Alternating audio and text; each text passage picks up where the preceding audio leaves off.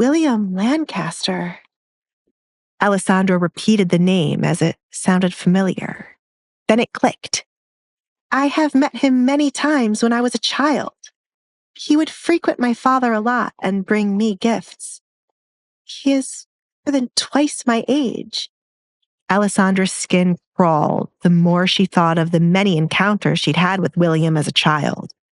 Her father did not deserve such a quick death. It is something that happens behind closed doors. When people who are used to riches are in debt, they would do anything to get money.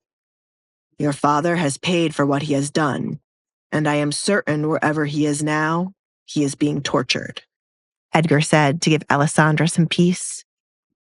Edgar began to regret not torturing Desmond instead of giving him a quick death. Quick death was a gift to Desmond. The best possible way to make Desmond's soul restless would be to ruin the one thing he truly loved, his reputation. Alessandra would be shielded from his bad reputation as she would be a Collins in a matter of minutes. We have arrived at the church. Do you need a moment to yourself? Edgar added when she gave him no response. She had a lot to think about when it came to her father. No, I'd rather not be alone. We should hurry inside. Katrina could have sent someone to get the town guards. Alessandra cleared her throat, pushing what she felt to the side. There was no time for her to sit here and think about her father or what she was feeling. Edgar took her word for it, seeing no point in pushing her to have alone time when she did not want it. He opened the carriage, stepping outside to inspect who was around the church. And once it was clear, he offered his hand for Alessandra to use to come out. Alessandra accepted Edgar's hand to carefully step out of the carriage and used her other hand to keep his coat over her head. She thought about taking off the coat while they were going to be standing before the priest. She didn't want to look back at her wedding and remember using a coat to hide. Alessandra couldn't help looking around every inch of the church, as it was her first visit in a long time. Her memory of the church was blurry, and there was nothing she could remember. Duke Collins. A man in a white robe greeted the pair at the church door. What do I owe for this visit? Whenever you visit the church, I am meant to prepare for a funeral. I hope that is not the case. Depending on how you act, there will be no need for a funeral tonight, Peter. Edgar greeted the priest. No blood must be spilled in the church, Edgar.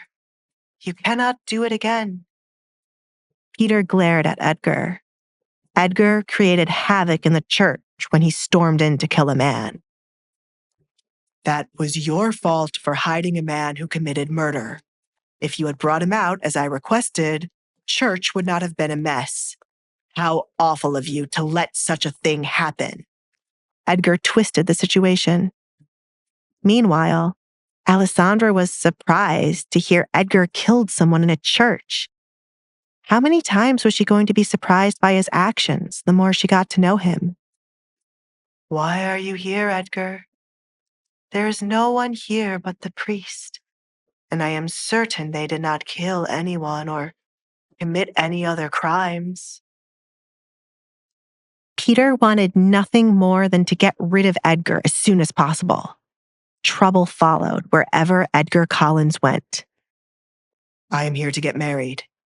I would like for you to perform the ceremony right away. Peter's eyes drifted back and forth between Edgar and the woman hiding her face. After a moment of silence, he started to laugh.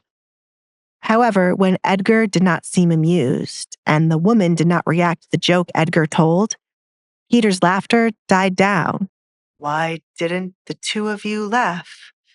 Are you seriously here to get married? Do you think I would waste my time coming here for a joke? I don't like to waste my time, Peter. Can you do it? Or does there need to be a funeral and wedding performed by another priest? Do not forget that you owe me, Edgar said. reminding Peter of his knowledge about his past before he became a priest. Very well. Are the witnesses outside? Peter asked, deciding to go through with it to get Edgar out of the church as soon as possible. You are the witness, Edgar replied. That is not how it works, but okay, Peter muttered, then looked at the woman Edgar brought along. Why is she wearing a coat over her head? Is she someone important, or perhaps? Peter waved his hand around his face.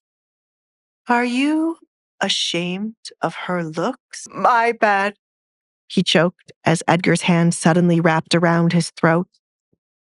What a strange priest, Alessandra thought to herself. One thing was for certain. Her wedding night could never be forgotten.